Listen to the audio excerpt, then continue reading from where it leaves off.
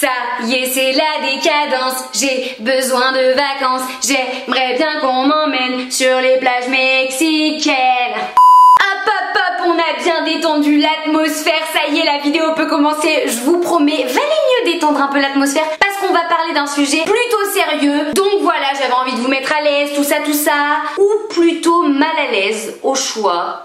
Salut les petits chats, c'est Juju Fit Cat, j'espère que vous allez bien. Aujourd'hui je vous retrouve dans une toute nouvelle vidéo YouTube en direct de ma commode. On est bien, on est en famille, on est à l'aise. Je pense que vous commencez à avoir l'habitude de mes vidéos à rallonge. Donc les petits chats, je ne saurais trop vous conseiller d'installer vos petits culs bien confortablement, de faire péter un petit bol de chips, un petit verre de mojito. Mais qu'est-ce que je raconte moi? Non mais les gars, un peu de respect. Je sais que je parle pas que de fitness et de nutrition sur ma chaîne, mais c'est quand même la base de ma chaîne YouTube. Alors tu remballes tes chips et ton Morito, Morissette, tu me sors un petit verre d'eau, de petites carottes, de petits concombres. J'ai dit quoi Morissette? Tu me remballes ce Big Mac?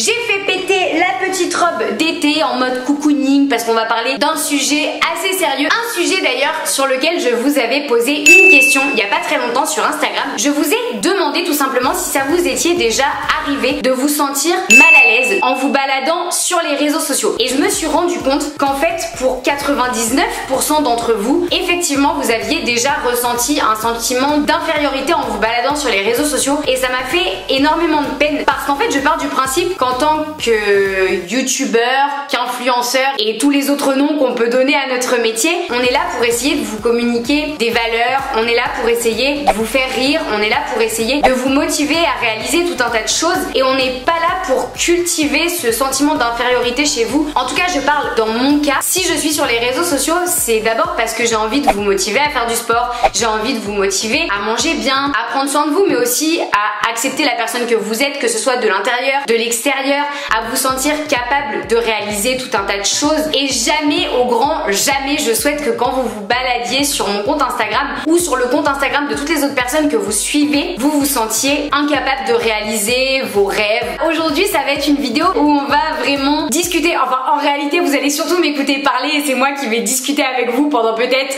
20 minutes. Mais le but, c'est surtout qu'après, vous puissiez réagir en commentaire pour que je puisse simplement comprendre un petit peu mieux dans quelle position vous vous mettez par rapport aux réseaux sociaux. La première chose que j'avais envie d'aborder avec vous, se sentir inférieur, c'est un sentiment tout à fait humain. C'est quelque chose qu'on a tous ressenti bien avant que les réseaux sociaux n'existent. Peut-être parce qu'à l'école primaire, vous avez vu une copine réussir à sauter à la corde à sauter avant vous, parce que vous avez un camarade de classe au collège qui avait des meilleures notes alors qu'il travaillait moins que vous. Le sentiment d'infériorité, c'est quelque chose qu'on cultive malheureusement depuis notre plus jeune âge. On a pour habitude de se comparer aux autres, de comparer nos rêves à ceux des autres, de comparer nos voyages, de comparer nos voitures, de comparer nos résultats scolaires, nos résultats au travail, nos relations amoureuses même. Vous pouvez remarquer que quand vous êtes avec vos potes, on aime bien comparer nos relations. Bah moi avec tel mec ça se passait comme ça, du coup je te conseille dans ta relation amoureuse de faire ça.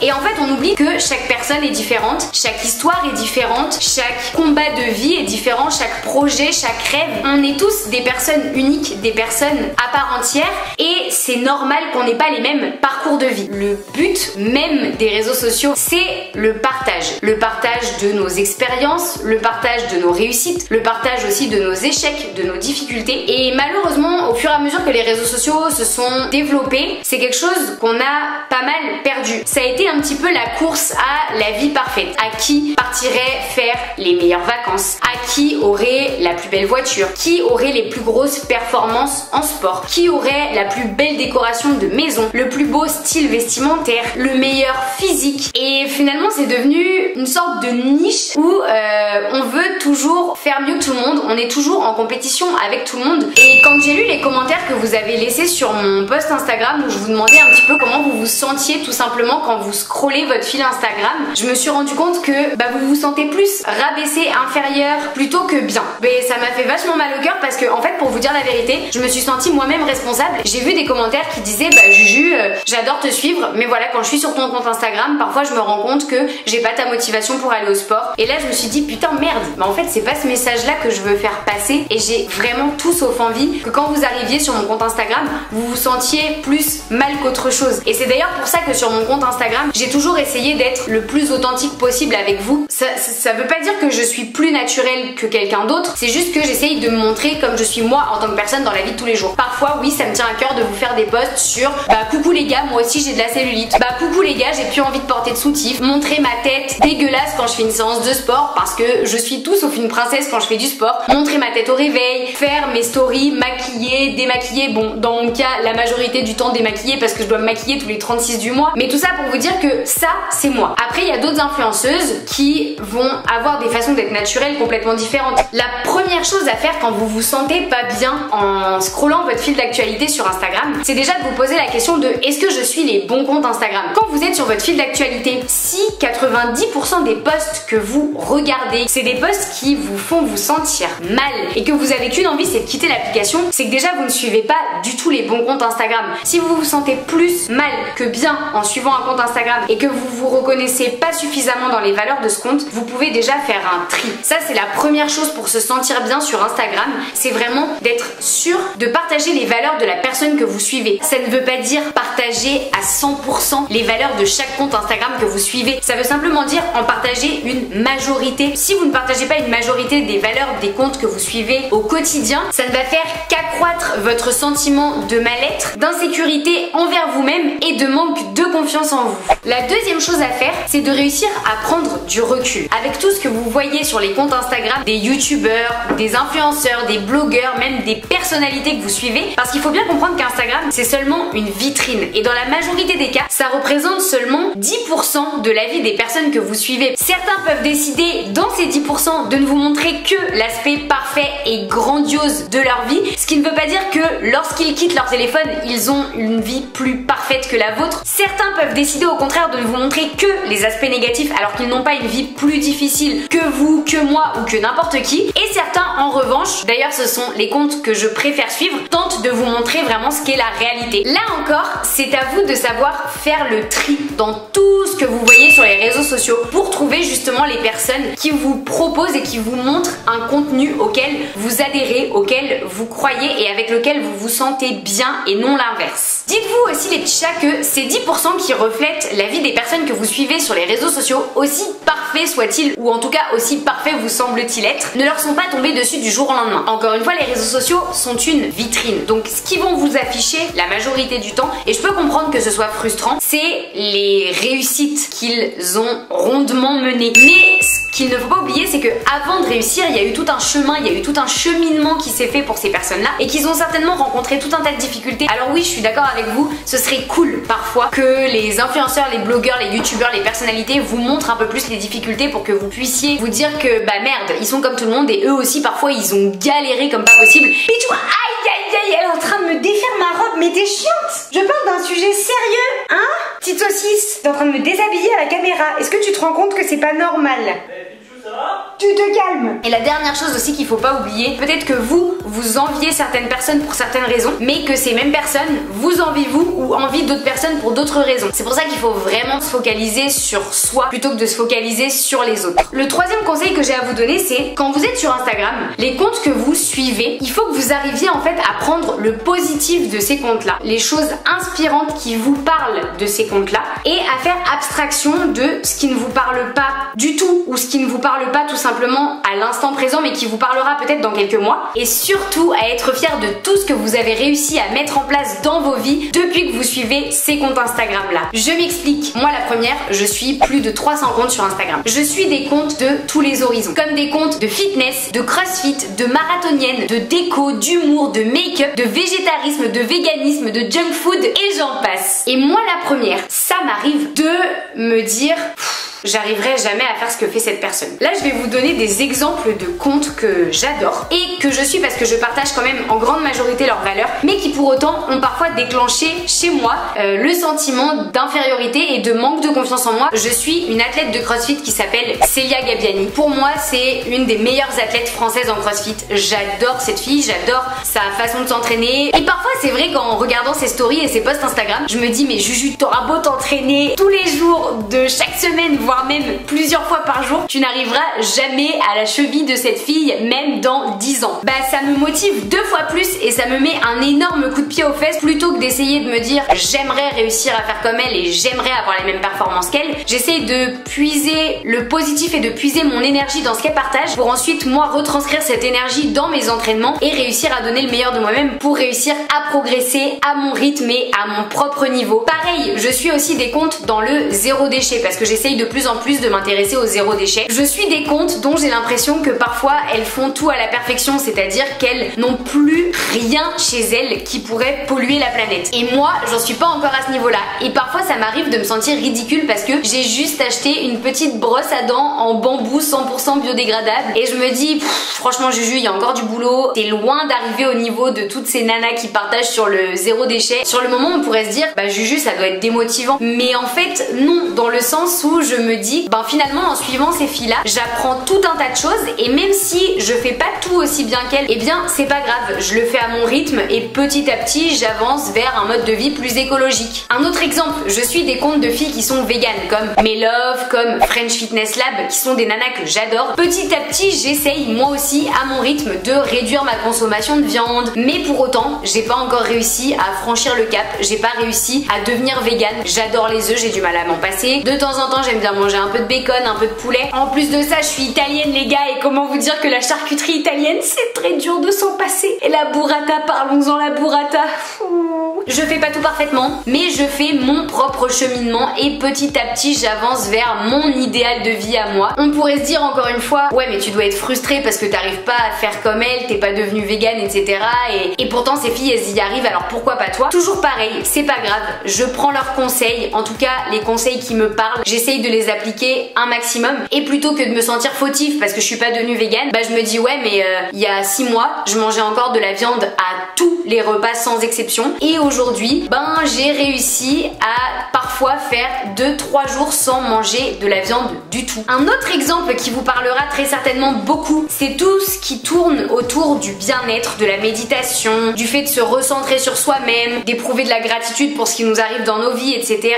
pour pouvoir être beaucoup plus productif dans son travail, dans ses projets. Dans ce domaine-là, je suis tout un tas de comptes Instagram, dont le compte Instagram d'une fille que j'apprécie beaucoup qui s'appelle Chloé Bloom sur Instagram et qui partage souvent ses morning routines un petit peu axées autour de la méditation. Elle arrive à s'accorder beaucoup de temps pour elle chaque jour. Elle arrive à se détacher de son téléphone le matin au réveil et de laisser son téléphone de côté pendant les 2 premières heures, chose que je respecte énormément. Le matin quand je me réveille, c'est le seul moment où j'ai un petit peu de temps à vous accorder à vous qui me laissez chaque jour des messages absolument adorables sur mes réseaux sociaux et je trouve ça totalement normal de vous apporter un maximum de réponses et d'être là pour vous autant que vous l'êtes pour moi. Je n'arrive pas à décrocher de mon téléphone les 2 premières heures de mon réveil. Je n'arrive pas à m'accorder 2 heures par jour pour faire du yoga, du stretching et de la méditation, etc. Mais pour autant, à force de la suivre, j'essaye de m'accorder à peu près 15 minutes, voire 30 minutes où je ne regarde pas mon téléphone et plutôt que de regarder mon téléphone, j'ai ma petite Pichou qui vient me faire des câlins et c'est la ronron thérapie. D'ailleurs, en parlant de Pichou, là, elle est en train de faire des grosses conneries, c'est-à-dire que Pichou s'attaque à mon lapinou. Non mais ça va la jalousie, mademoiselle? Tu t'attaques à mon doudou quoi? Oui, tu peux venir m'enlever le téléphone, tiens. Si j'ai abordé tous ces exemples-là, c'est pour vous montrer que moi aussi, quand je suis sur les réseaux sociaux, il m'arrive de me dire putain, j'arriverai jamais à faire aussi bien que cette nana. Et sur le moment, ben, tu te sens un peu oppressé, tu te dis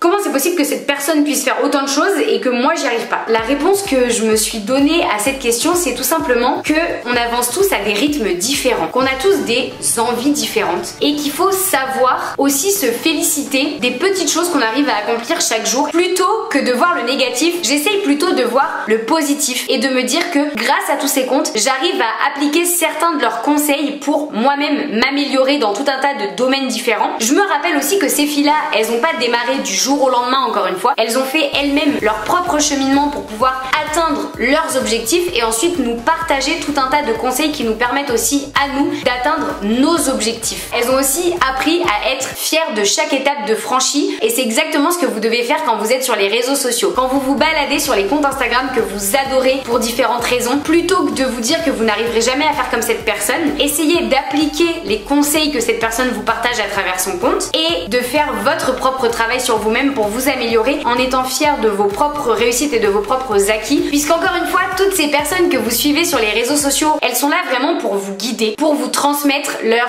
mode de pensée et pour vous donner toutes les clés qui vont vous permettre ensuite d'atteindre vos propres objectifs. Alors oui, peut-être que t'as pas le squat à 100 kg de la nana que t'adores qui fait du fitness, peut-être que tu n'es pas à 100% dans le zéro déchet, peut-être que tu n'arrives pas à prendre 2 heures pour toi dans la journée, peut-être que tu n'arrives pas à aller au sport 7 fois par semaine, mais dis-toi que tu vas au sport déjà 3 fois dans la semaine, t'arrives à t'accorder 30 minutes pour toi, tu arrives aussi à t'intéresser de plus en plus à l'écologie, à réduire ta consommation de viande, tu arrives à faire des squats à 50 kg, je ne sais pas, ou même à faire des squats tout court. Mets-toi en tête que tu as déjà fait énormément d'efforts et que tu peux déjà être très fier de toi. Chacun va à son rythme, chacun fait comme bon lui semble, chacun fait comme il a envie et chacun fait comme il peut surtout. C'est pour ça aussi que je vous conseille de suivre vraiment tout un panel de comptes parce que ça permet en fait tout simplement de prendre un petit peu le positif qui nous inspire nous chez chaque personne pour ensuite essayer de s'en inspirer et créer sa propre histoire, créer son propre cheminement et avancer comme on a envie d'avancer. Le quatrième conseil que j'aimerais vous donner, c'est que vous ne devez pas suivre des gens sur les réseaux sociaux pour faire les fouines. C'est-à-dire que parfois on suit aussi des comptes pour les mauvaises raisons. On les suit parce qu'on a envie de pouvoir jacter sur ces personnes, pour pouvoir aussi se sentir mieux, se sentir supérieur et ça c'est très malsain aussi. Le but des réseaux sociaux, c'est pas d'aller suivre des personnes dont on ne partage aucun centre d'intérêt simplement pour se retrouver le soir avec sa petite bande de copines et dire ah t'as vu telle influenceuse elle a fait ça, elle a dit ça, non mais franchement mais quelle pauvre meuf. Je vous en parle de façon très franche parce que j'ai moi-même eu des personnes dans mon entourage qui se servent des réseaux sociaux de cette façon-là et je trouve ça extrêmement négatif. Si vous suivez des comptes de personnes dont vous n'appréciez pas les valeurs et le contenu, ça veut tout simplement dire que vous faites ça parce que vous avez besoin de vous rassurer et c'est très malsain de vouloir se valoriser au détriment des autres ou au détriment du contenu de quelqu'un. C'est pas comme ça que vous allez vous sentir bien et c'est pas comme ça que vous allez briller aux yeux des gens. Vous allez briller aux yeux des gens de par votre travail, de par vos valeurs, de par vos actions et pas parce que la personne à côté de vous a fait de la merde. Ne suivez pas des comptes juste pour aller cracher votre venin. Si vous le faites à l'heure actuelle, je vous invite les petits chats à vous désabonner de ces comptes-là, ils ne vous apporteront rien et ça fait de vous des personnes négatives et c'est vraiment dommage. Très honnêtement, pour se sentir bien sur les réseaux sociaux, il faut vraiment cultiver le positif et pour ça il faut suivre des comptes qui vous font du bien, qui vous inspirent, qui vous donnent du positif et qui vous permettent ensuite d'apporter du positif parce que vous avez très certainement vous aussi envie de pouvoir apporter du positif aux personnes qui vous entourent et c'est pas en suivant des comptes que vous n'appréciez pas que vous allez apporter du positif autour de vous. Il y a autre chose que j'ai remarqué aussi sur les réseaux sociaux, c'est que on aime bien suivre des comptes où on sent que la personne, à défaut de vouloir être vraie par rapport à sa communauté, finit par se descendre elle-même. C'est-à-dire qu'on constate de plus en plus qu'il y a des influenceurs qui se dévalorisent, que ce soit d'un point de vue physique ou d'un point de vue des capacités, pour entre guillemets rassurer leurs abonnés. Finalement déjà eux-mêmes ils vont s'auto-convaincre que ce qu'ils font c'est de la merde et vous allez vous sentir mieux. Mais encore une fois je suis désolée mais je trouve ça vraiment triste de se sentir mieux parce qu'on suit le compte de quelqu'un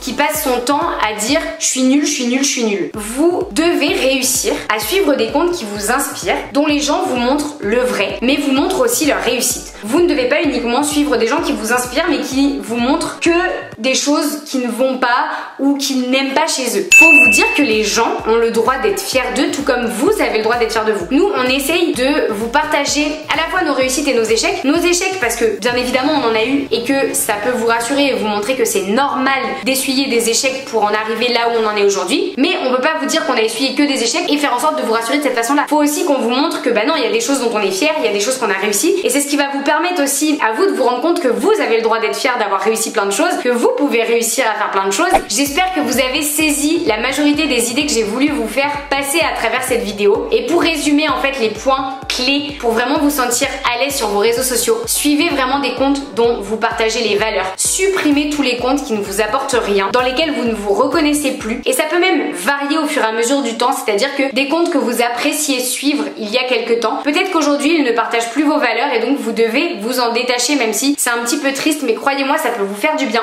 Ne suivez surtout pas des comptes Instagram pour aller déblatérer votre haine auprès de vos copines et de vos copains sur ces personnes-là. Et apprenez à tirer le positif de chaque petit compte que vous suivez sur Instagram. Faites les choses à votre rythme, soyez fiers de vous. Et ce que je vous ai expliqué là sur les réseaux sociaux, c'est aussi quelque chose qui s'applique dans votre vie. Arrêtez de penser que votre collègue ou que votre copain de classe a une vie vachement mieux que la vôtre. Tout le monde trimballe ses tracas, tout le monde trimballe ses échecs et ses difficultés. Rappelez-vous que certaines choses sont faciles pour certaines personnes et plus difficiles pour vous, mais qu'à l'inverse, certaines choses sont aussi beaucoup plus faciles pour vous et beaucoup plus dures pour d'autres personnes. Mais surtout, soyez fiers encore une fois de vous. Et surtout les petits chats, si vous avez aimé la vidéo, n'hésitez pas à mettre une patte de chat en bas de la vidéo. Likez, partagez, commentez, faites ce que vous voulez. Mais surtout n'oubliez pas qu'un Fit Cat retombe toujours sur ses pattes. En attendant, moi je vous dis à la semaine prochaine pour une toute nouvelle vidéo YouTube. Je vous fais de gros bisous.